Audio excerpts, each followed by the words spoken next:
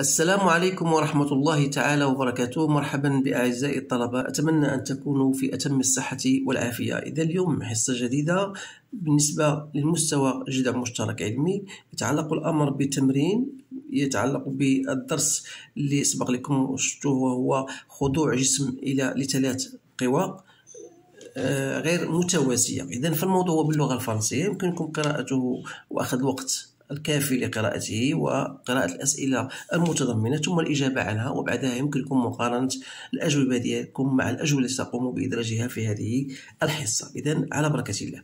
Donc on considère un solide S de masse M, 300 grammes, accroché à un ressort et à un fil, comme l'indique la figure ci-contre. Alors le ressort de constante de raideur K, 80 newtons par mètre, est incliné d'un angle alpha, comme vous le voyez, par rapport à la verticale. Le fil exerce une force F, 4 newtons. Donc on prend G égale à 10 newtons par kilogramme. La première question, faire le bilan des forces ou bien l'inventaire des forces s'exerçant sur le solide S. Énoncer les deux conditions d'équilibre d'un solide soumis à trois forces non parallèles. Déterminer la valeur de la tension T par la méthode, par la construction géométrique et par la méthode analytique. Donc voilà, et on va bien sûr suivre les questions. Il y a d'autres questions qui se posent. Alors premièrement, on va répondre à ces questions d'abord. Premièrement, donc faire le bilan des forces. Vous savez, d'après cette figure-là, le solide il est soumis à son poids. Voilà, je vais le représenter pour vous faire comprendre ceci. Donc il est soumis à une force F, voilà, il est soumis à une tension du ressort que j'appelle T. Alors je vais dire dans ce cas-là que le solide est soumis aux forces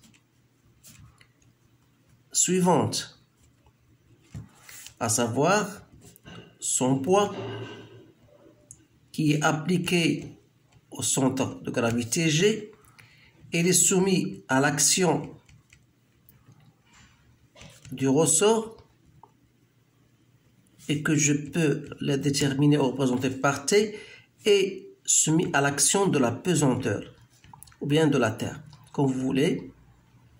Donc c'est déjà fait, pardon. Donc l'action du ressort, et il reste l'action du fil. Donc je mets ici l'action du fil que je peux représenter par F. Voilà.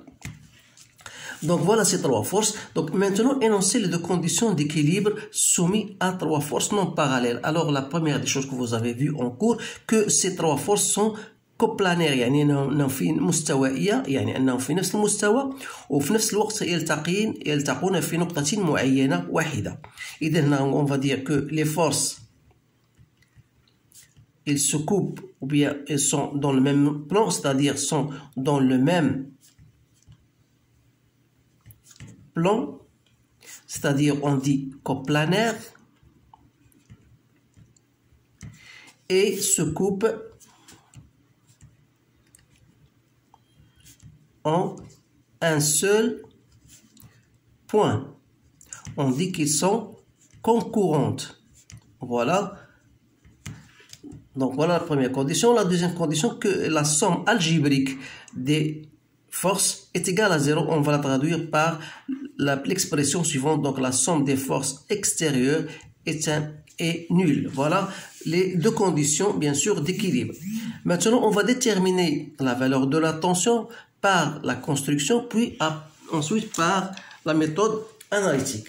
Alors, en ce qui concerne, bien sûr, la valeur de la tension par méthode, par la construction, donc c'est-à-dire on a déjà le poids PCMG, c'est-à-dire 0,3 que je multiplie par 10, c'est 3 newtons, et vous avez la force F égale à 4 newtons.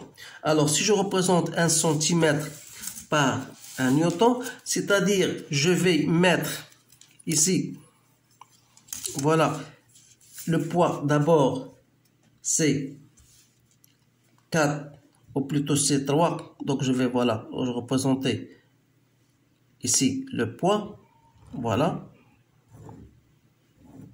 Donc ici, j'ai le poids P 3 cm.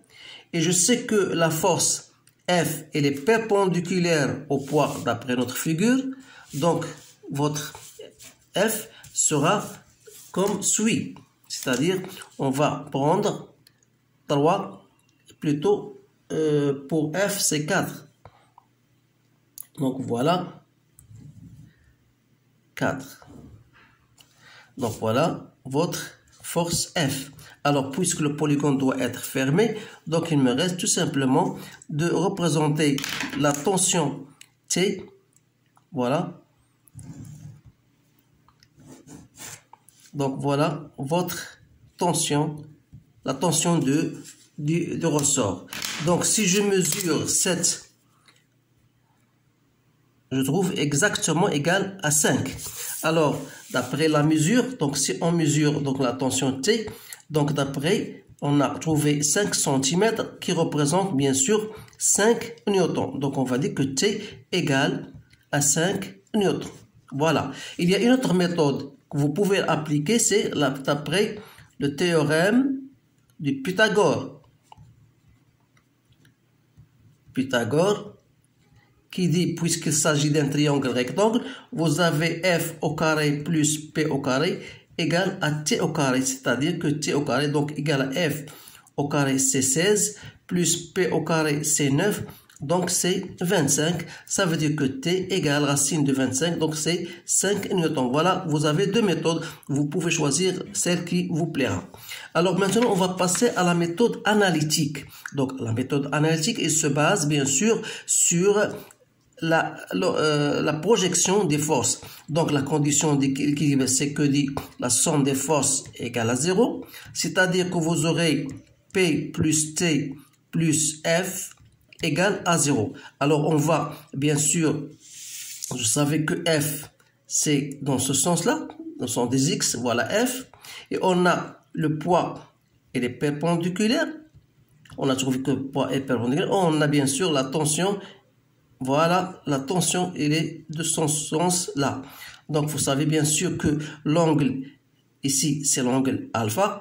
Donc, il est facile de faire votre projection de ces trois forces. Donc, on va faire maintenant la projection de ces forces-là selon l'axe OX, bien sûr.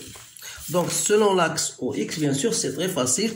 Donc, vous avez F, on a dit qu'il est du même sens que OX. Et vous avez T, donc c'est T sinus de alpha égale à 0. Donc, à partir de cette relation, je peux en déduire T, c'est F sur sinus de alpha, c'est-à-dire C4 sur sinus de 53 degrés. Donc, c'est bien sûr, vous allez trouver exactement 5 newtons. On n'a pas besoin de faire la projection sur OY, donc c'est pas la peine. Donc maintenant, on va déduire l'allongement delta L du ressort à l'équilibre. Donc à l'équilibre, vous savez que T égale à K delta L. Alors là, delta L, c'est T sur K. Donc c'est 5 sur K, c'est 80 newtons par mètre. Donc vous allez trouver 0,0625 mètres, soit disons 6,25 cm. Alors, pour déterminer maintenant la longueur finale, vous savez que la longueur finale n'est autre que la longueur initiale plus delta L, c'est-à-dire c'est 15, voilà, on vous donne L0, plus 6,25, donc ça fait 21,25, bien sûr, centimètres. Voilà, bien sûr, votre réponse. Maintenant, on va passer à la partie 2. Voilà. Toujours essayez de stopper votre vidéo pour le lire et comprendre les questions. On vous donne une barre AB. Voilà, comme vous voyez, homogène de masse M 500 grammes, de longueur R, il peut tourner autour d'un axe horizontal, passant par son extrémité A. Alors, cette barre est maintenue en équilibre par un ressort horizontal de raideur K. On vous donne l'angle alpha et on vous donne G. Alors, premièrement, énoncer le théorème des moments. Faire l'inventaire des forces, exprimer le moment de chaque force et vous allez en déduire bien sûr la valeur, mais l'expression de la tension. Donc on va répondre à la première question, énoncer le théorème des moments. Alors là, vous pouvez revenir ou bien retourner à votre cours pour écrire d'une façon plus soigneuse votre théorème. Mais je vais vous dire, pour moi, donc lorsqu'un solide est en rotation, lorsqu'un solide est en rotation par rapport à un axe fixe, alors en cas d'équilibre, la somme algébrique des moments de toutes les forces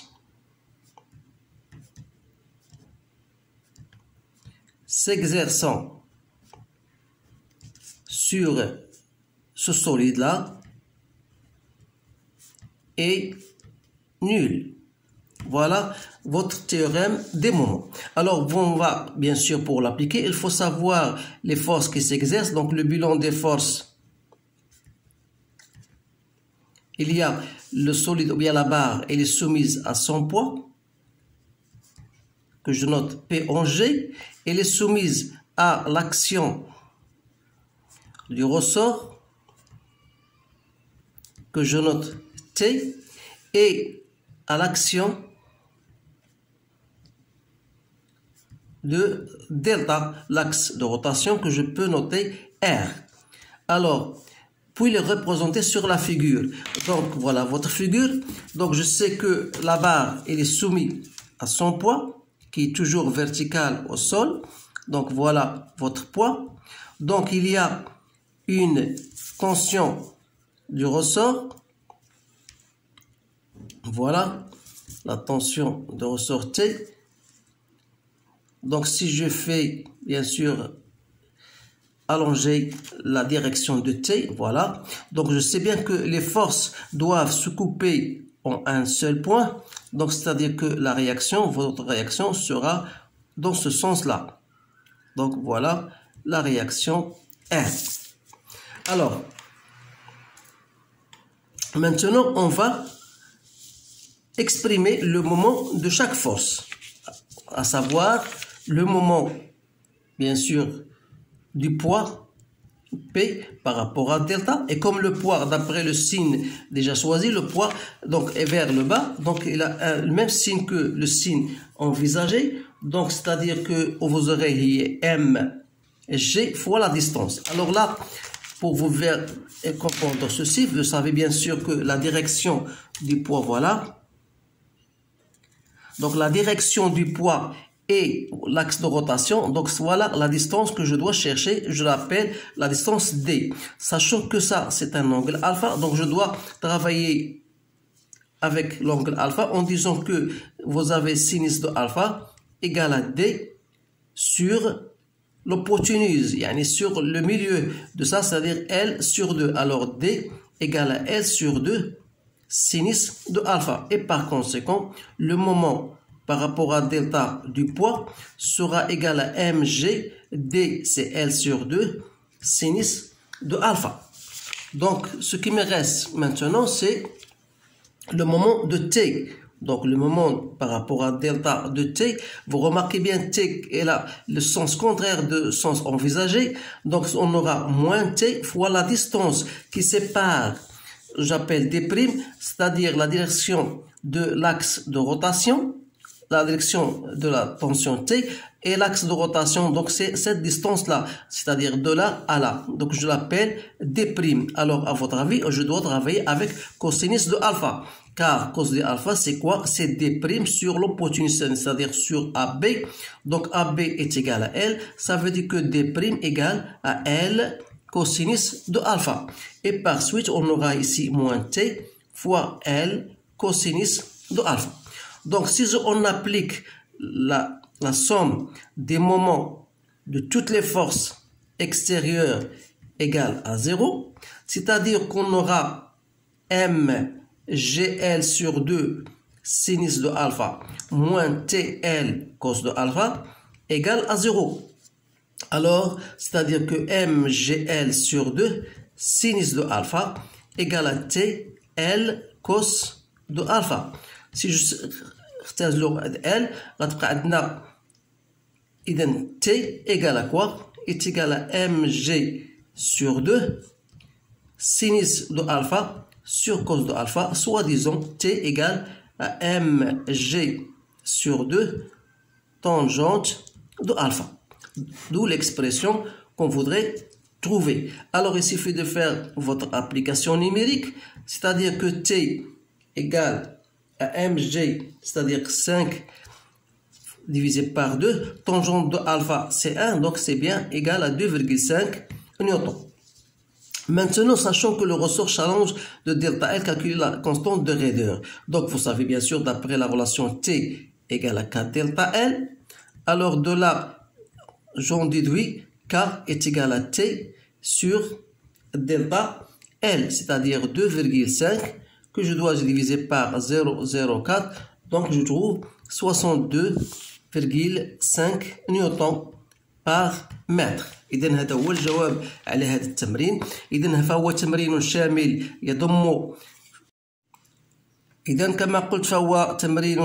يضم محورين أساسيين في نفس الدرس المتعلق بخضوع جسم لثلاث قوى غير متوازية، وكذلك بالنسبة لدوران جسم حول محور ثابت. إذن حاولوا تعودوا هذا التمرين حتى تستفيدوا من هذه الإنجازات بطبيعة الحال أو هذه التوضيحات. إذن أشكركم على انتباهكم، أتمنى لكم حظا سعيدا، والسلام عليكم ورحمة الله تعالى وبركاته.